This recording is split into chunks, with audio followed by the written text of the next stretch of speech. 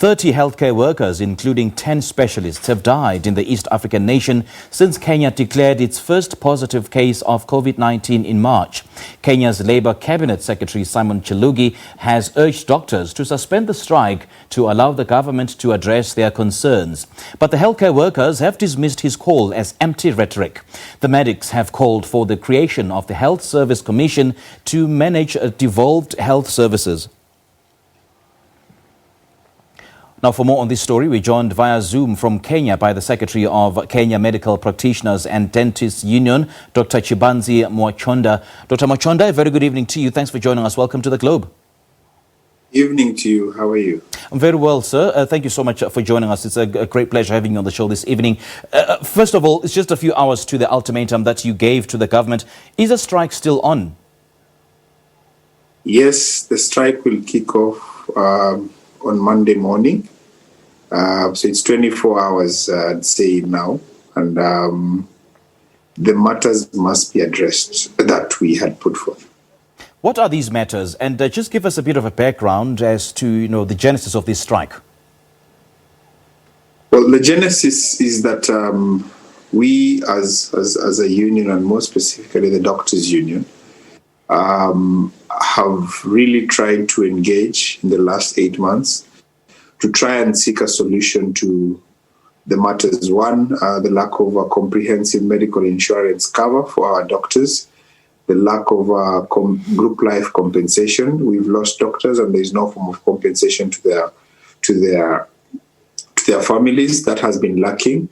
The third thing is lack of personal protective equipment adequate. Then the fourth thing has been the issue of applicable allowances that were payable to the doctors.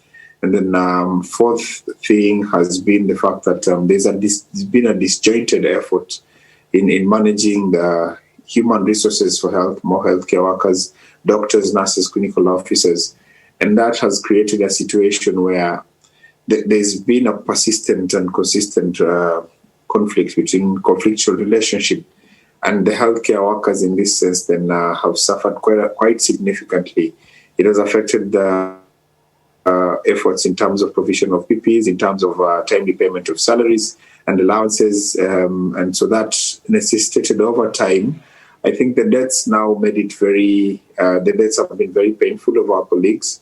The lack of oxygen in the facilities, the lack of dedicated healthcare facilities in each of the devolved units has made it very difficult for our colleagues to offer service, and it has really demotivated and frustrated the healthcare workers and the doctors. You are quoted as having said that you have engaged over the last 2 weeks, but what has been put on the table does not address comprehensively. So how have the negotiations gone with the government? We will negotiate. We still remain available. Going on strike doesn't mean that you're not going to engage in any way. Even as the strike continues, we'll still keep engaging. We're still go to negotiate. And once we reach an agreement and we sign a return to work formula, and the matters are addressed comprehensively, and we are all, our members are secure in terms of treatment, in terms of compensation, things will go back to normal.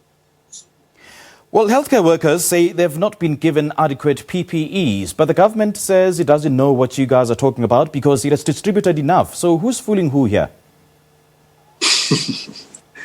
Well, the challenge with PPEs is that I think Kenya is one of the countries, just like many other countries across the globe, that has had a significant challenge in regards to PPEs. And we do have an ongoing investigation into a corruption scandal around PPEs. So there's a substantial amount of personal protective equipment that are still undergoing investigation. And so that means that, yes, in the stores and in the stocks of the regulator of the body that is supposed to distribute their PPEs, but they're undergoing investigation. So on the ground, where the doctors work in level 2 facilities, 3 and 4, the district hospitals, doctors do not have PPEs, healthcare workers do not have PPEs. So yes, the government has the PPEs, but they are under investigation, which means they have not been released to the facilities. So healthcare workers for the last 2 months, these investigations have been going on for the last 2 months. They were supposed to have taken a month. So 2 months of investigation, PPEs stuck in warehouses, and doctors and other healthcare workers lack the PPEs. So the disconnect here is that, yes, they do have a stock of PPEs, but on the ground where the frontline healthcare workers are working, they are not sufficient and enough PPEs. And secondly, we've had equally supply and distribution of low quality and substandard PPEs. Well, Dr. Mwachonda, explain to us in greater detail, if you can, the plight of healthcare workers in Kenya, especially those on the front line in the fight against COVID-19. What is it that you go through? It's a very difficult and draining environment. I think the first thing is that healthcare workers across the world, not just in Kenya, have had to undergo this difficult moment of COVID-19. The personal protective equipment that we put on are very, very, very hot. They really drain you in terms of the energy and all that.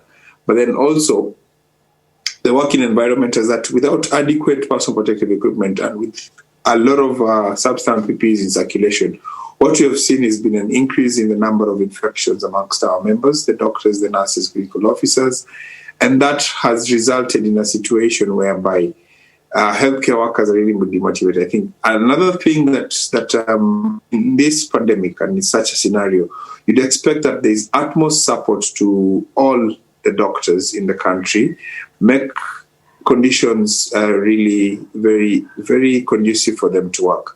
But in this sense, we've seen a lot of frustration in terms of delayed payment of salaries because of a conflictual relationship between the two levels of government, that is the national government and the county governments. We've seen equally the fact that insurance deductions from the salaries are not being remitted in time, and so when you fall sick or you yourself or one of your family members become sick and you go to the facility, there's been lack of insurance cover. And of course, the issue of the fact that insurance companies have also not been paying for COVID. So we are working on the front line. You get COVID, but you have to pay out of pocket for treatment of COVID and any other illness. And that really is draining on top of the usual work of attending to patients and the increased risk of getting COVID-19 at the workplace. I'm sure you will agree with me that it will be very difficult for the government at this point to meet all the demands that you've put on the table. So what is the minimum out of these demands that you are willing to accept in order to go back to work?